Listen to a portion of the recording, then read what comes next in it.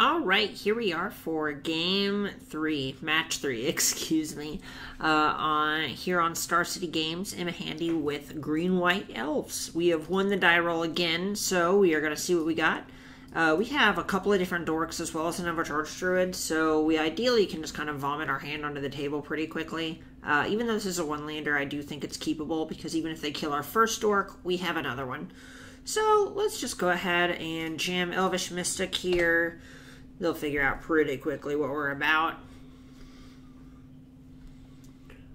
A lot of what we're going to be doing here is kind of just the mediocre beatdown plan. Alright, so Flooded Strand into... Are they bolting our Elvish Mystic? Probably. Normally I'm not a fan of bolting the bird. Oh, okay, well. Let's see what we got.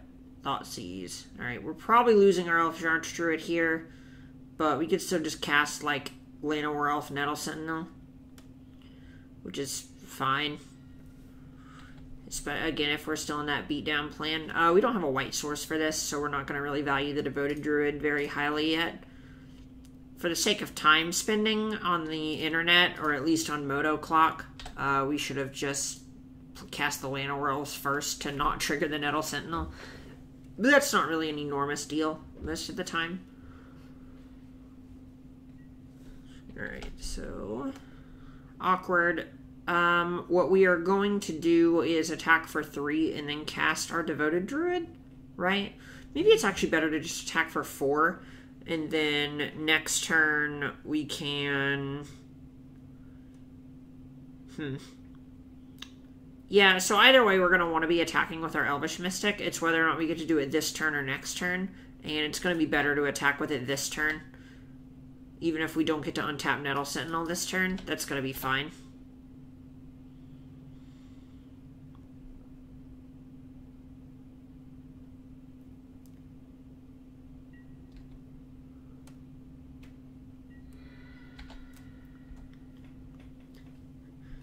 Having 4 power in play is kind of the sweet spot of being a legitimate amount of power. Without really holding back a whole lot. Like, we don't have to put too much into getting crushed by a sweeper. Are they trying to Fatal Push? Okay, sure. Hopefully they don't push our Llanowar Elves or something. That would be really bad for us. Or if they do, we rip a land, which could be fine. Snap push on Llanowar Elves would be pretty brutal. Oh, so they're Esper Shadow. Interesting. Well, I guess we were kind of doing their work for them then. Maybe shouldn't have done that.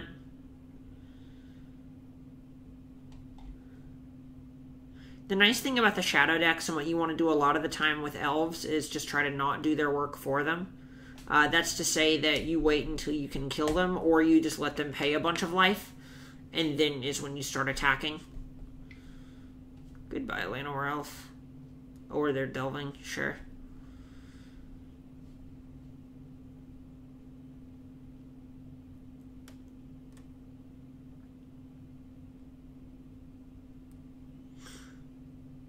Having a hard time picking out what to delve, I guess. Oh man, how funny would it be if they were playing Death Rattle? It was the first delve card out of Future Sight, but it's destroy target non-green creature. It's like 1 mana and 5. There's no reason to play it over Murderous Cut. But, I don't know. That is just one of those funny happenstances that, you know, maybe that's why they're having problems. It also could just be well, it says waiting on them to pay costs, so they've already selected a spell. Alright, so they undid it.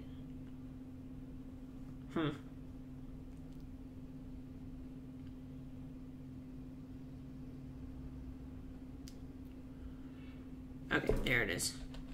Gurmag Angalor. There it is. Elf.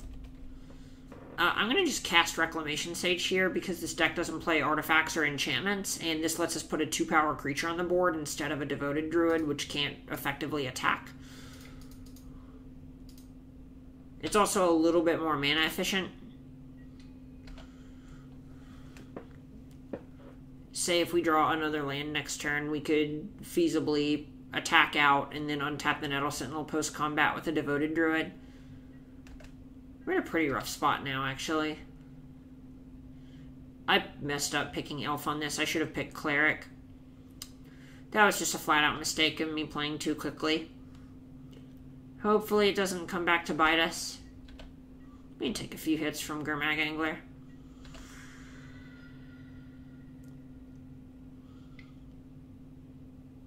Are they pathing? Ooh, Lingering Souls. That's pretty brutal. Sure. Alright, didn't get punished. Mostly. Cleric.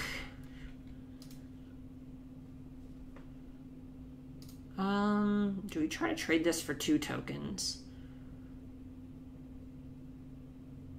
Probably.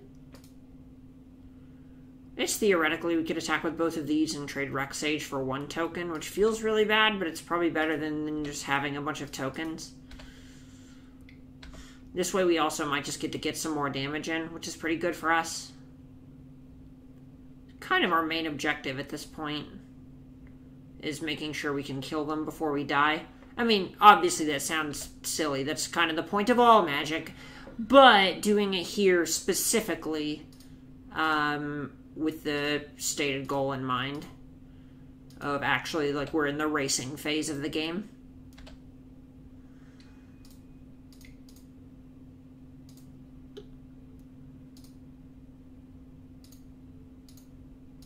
Oh no, it's the Cavern of Souls bug, where even though this is a cleric, it will not let us cast it. Oh no. Alright, well, we're casting a Devoted Druid. I guess I should have picked human. Oh my gosh.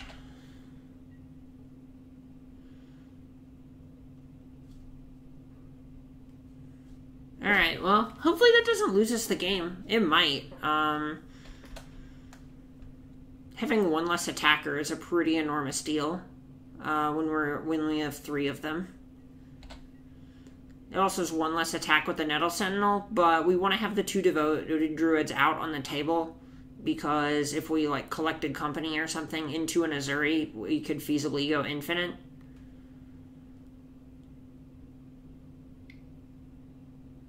So we will not block yet.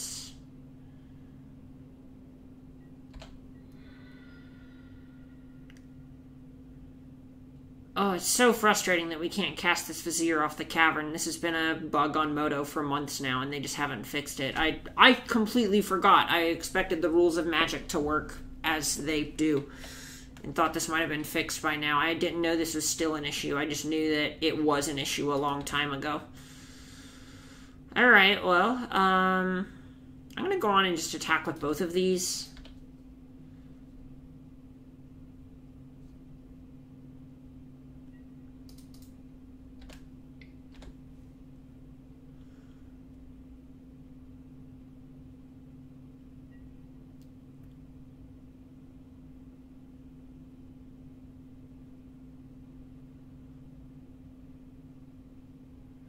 Double block, probably. As I say, there's no reason just to chump block there. Alright, sure, that's all fine. Trade it all away.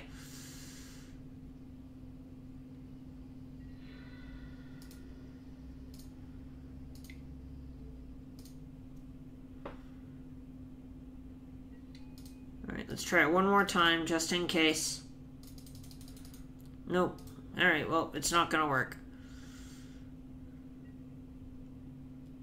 We could, to be fair, this could have been prevented if I had put Cavern on Cleric, figured this out that it did not work, and then Cavern on Human. Oh, it just feels like a crummy thing to have to figure out, you know?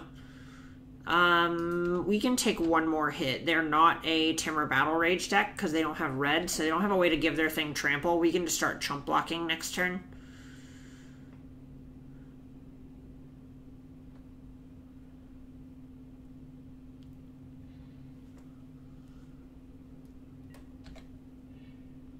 That's not a bad one. We have to... It stinks. We have to use this to cast our Vizier. But I think that that is the correct line. And then next turn we can draw a card.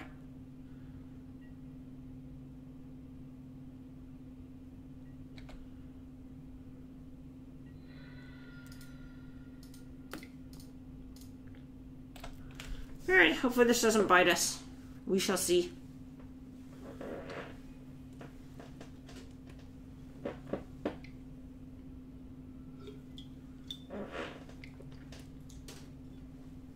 Snapcaster, yep.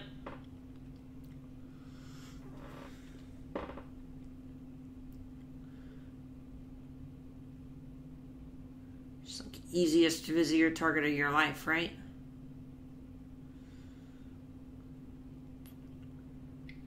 Yep. Oh my gosh, us being at 4 is so inconvenient, because now the Snapcaster kills us in 2 shots, when it would take 3 shots otherwise. Oh my goodness. Okay, it's fine. We are still in this game. We do have to chump block a Gurmag Angler, though.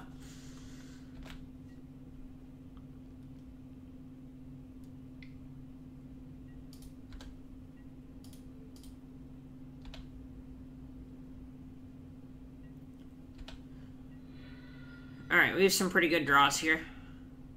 That's not a bad one. We'll take it. We take those. Alright, well that is a colorless land, so we'll go ahead and just tap it.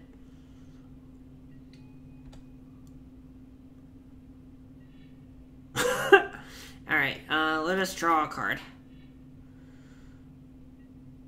That is not a bad one.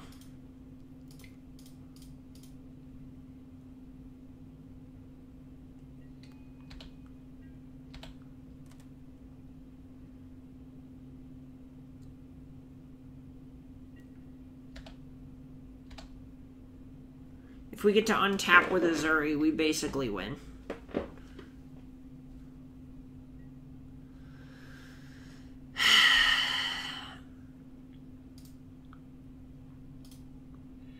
Well, unfortunately, instead we are dead, because we had to take an extra damage to cast our spell before. But that's fine. We'll get him the next game. We got a little bit flooded there. Alright, so Lead the Stampede is great. Chameleon Colossus is good. I like Selfless Spirit here. It counters their sweepers. Oh, it's actually a lot worse against Lingering Souls. That's kind of awkward. Ooze is probably fine because I heard Snapcaster. Now we need to cut a bunch of cards. I'm going to cut Heritage Druids because I just don't think they're very good in this type of matchup. I don't think we're trying to combo them out. I think we can actually play a longer game with them. And Reclamation Sage also doesn't really have any applications, so we're going to go ahead and cut those. We could actually justify playing Rest in Peace here as well. I think I want to lean away from that and have more impactful cards. Speaking of more impactful cards, this hand is pretty good, so we'll keep it. It doesn't have a dork, so it kind of breaks that rule. But we do have a Nettle Sentinel into attack, Scavenging Ooze, into land, into, you know, we have a pretty okay setup here. So I think I like it. It's a little awkward against, like, Inquisition, but it's pretty good against Thoughtseize. Company is, you know, the de facto best card against them. Not necessarily against them, but just in our deck. Alright, great. So now we have a 3-drop as well. Plays awkwardly with Nettle Sentinel, but we will find a way to persevere.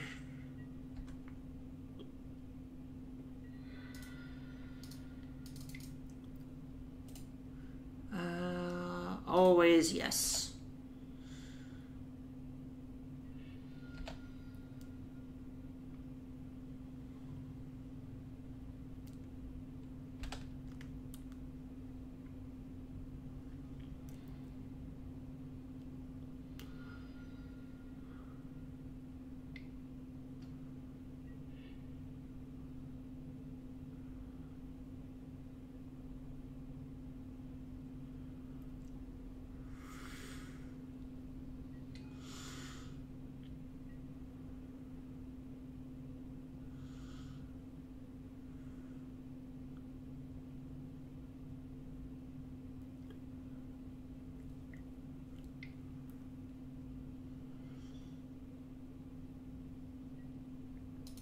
Sure.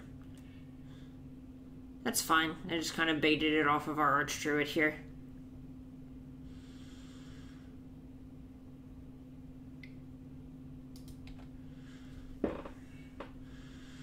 I'm just going to get a basic here. We don't really need a white, so it's whether we want to spend 1 life or 2 life. Windswept Heath is always going to cost at least 1 life, whereas Temple Garden might not ever cost us life, so we're just going to keep playing this way instead.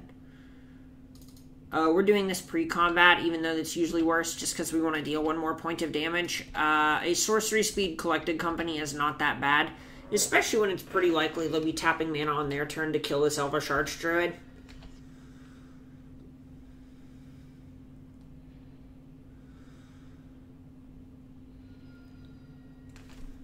Flame Tendrils or something. Path, sure. I would love to, thank you.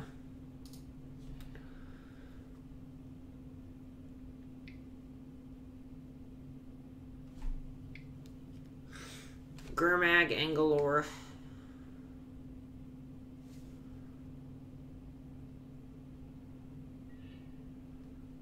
Exiled everything. So they probably have a Stubborn Denial, which is pretty awkward. Hopefully they don't. I don't think they can afford to play very many.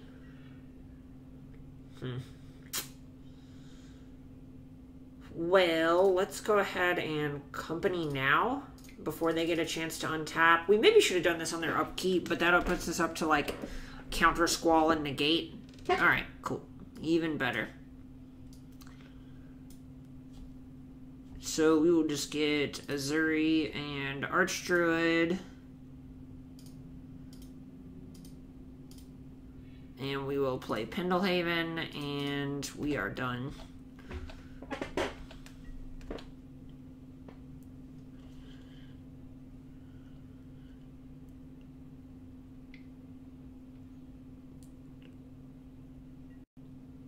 Tilt. I guess we will put a regen shield on our Archdruid just in case.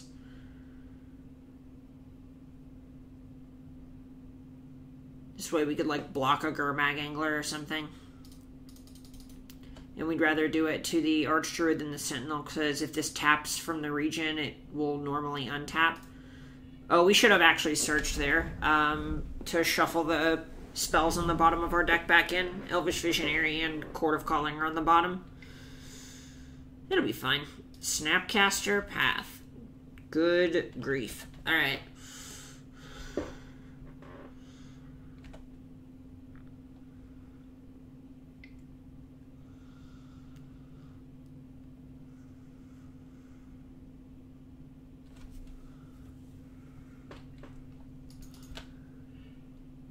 Alright, so this time we will search. Fail to find.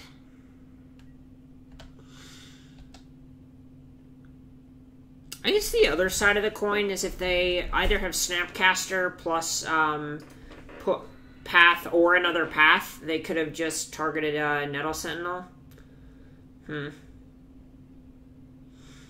That's tough.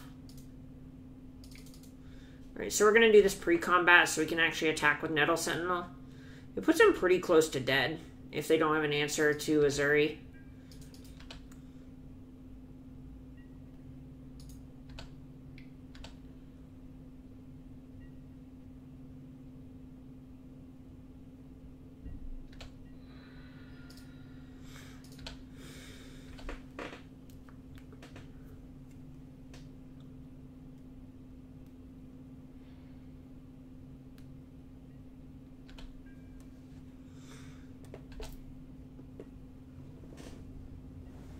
Nice. Alright, so they probably don't have a removal spell. Or else they would have just used it. Let's draw a card. We still have to hit a green spell to untap this. We will take it. First, though, we will play Cavern on Elf.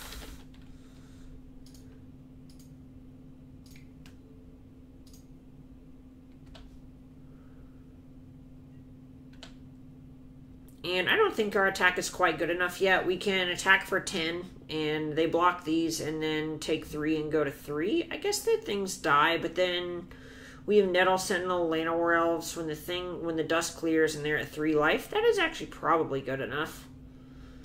Yeah, Yeah, I think I'm okay with that, because we still have Nettle Sentinel left over as well. Basically, we have 3 power on board. And that is probably good enough.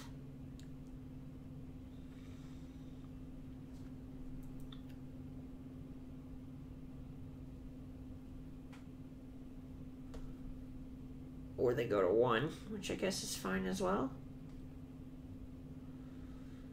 Maybe we were just supposed to send in the Nettle Sentinel and try to trade it for Gurmag Angler. That seems a little suspect, though.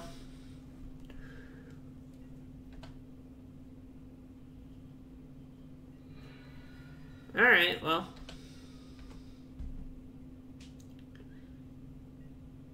Let's see what they got.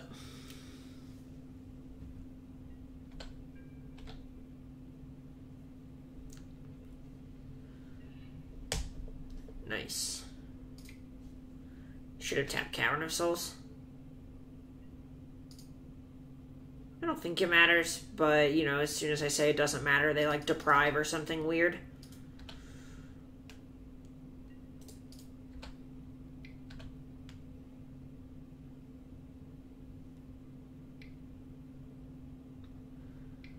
Snapcaster. The freshest of all chump blockers.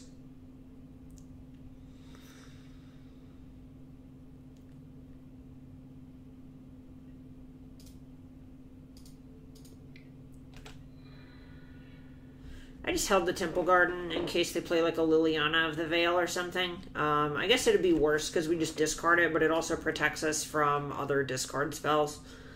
Or makes them more likely to discard to try to look at something so we can get a little bit of value there.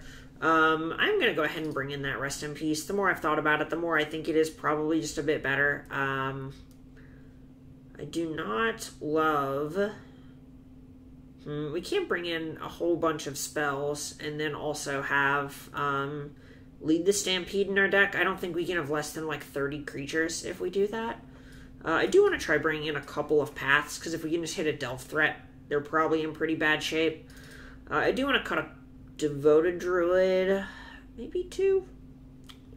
Just because I don't think that's the type of fight we're trying to fight against them. And Selfless Spear is probably worse if they're in the Path plan and Lingering Souls, so I'm going to go on and just cut that as well. Most of their sweepers, unless they have Supreme Verdict, are not going to be destroy based anyway, so I think this is okay. Well, we're going to mulligan. As this has no lands, this has 2 lands. So we will be keeping it. The old Dork Druid draw. And they're on 5. That's not bad. Awkwardly, we don't really want another land, but that is our white source, which is pretty nice. So I err towards keeping it. I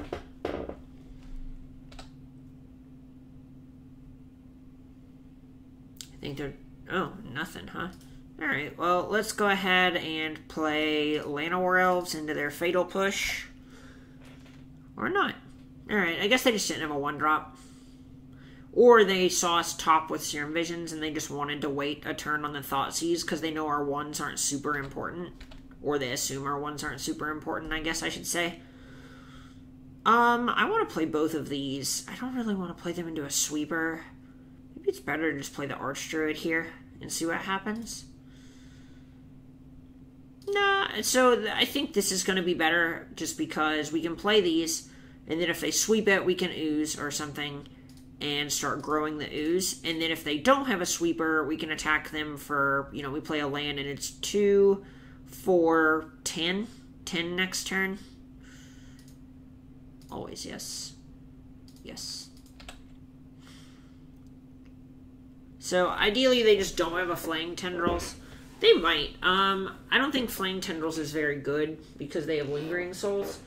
But their board could be a little bit different than what we're expecting. Esper is not the typical flavor of Death Shadow, so it's not that crazy that we get pantsed by something, you know?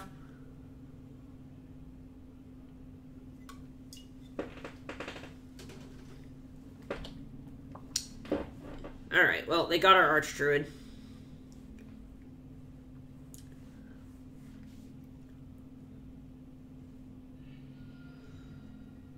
I guess theoretically they could have taken our Ooze, but I just don't think that's realistic.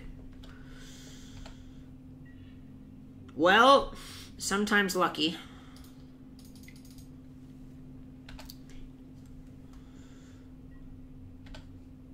I assume our Druid's gonna die or get exiled here. But, you know, maybe it doesn't. That would be nice. I'm also happy to attack for 10. You know, worst case scenario.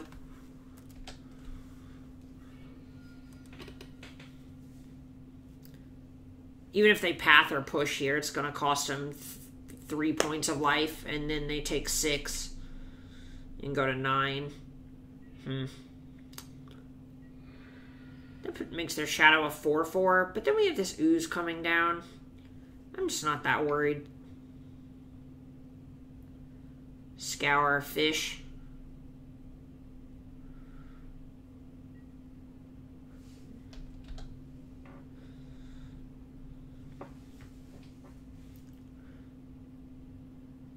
I said, hey, what's going on? Alright, so let's go ahead and put this on Ooze.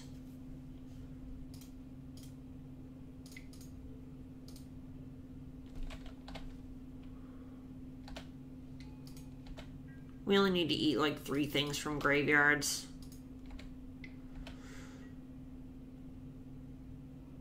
I'm going to go ahead and eat Fatal Push from their graveyard. That knocks them off of having Tasigur.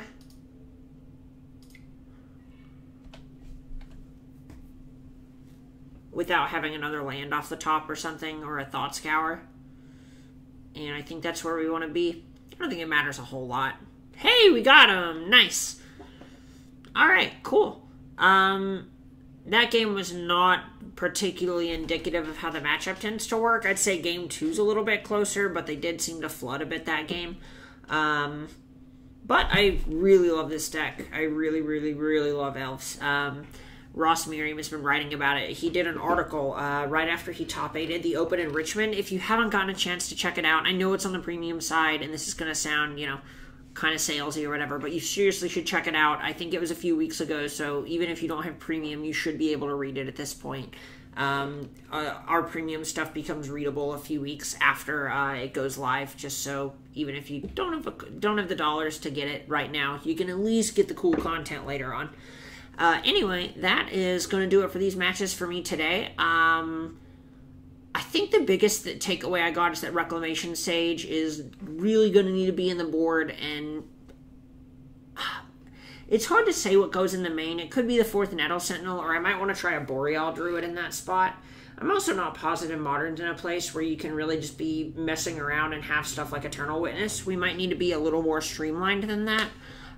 So I almost lean towards having the Boreal Druids, because our Dork draws are just so much better than the draws without Dorks. Noble Hierarch's not an elf, but it could be something that's worth trying. It's just another green dork instead of Boreal Druid, since it taps for colorless. Tapping for green ends up being relevant a percentage of the time. All of that being said, that is going to do it for me for today. Thanks a whole lot for watching. If you have any feedback, if there are any plays you hated, or if there was a different way you would have boarded or something, seriously, please just drop a comment here in the bottom. I love feedback. I love getting better at Magic, and I'd love to talk about any plays that you disagreed with one way or another. Thanks a whole lot for watching, and I will see you next time.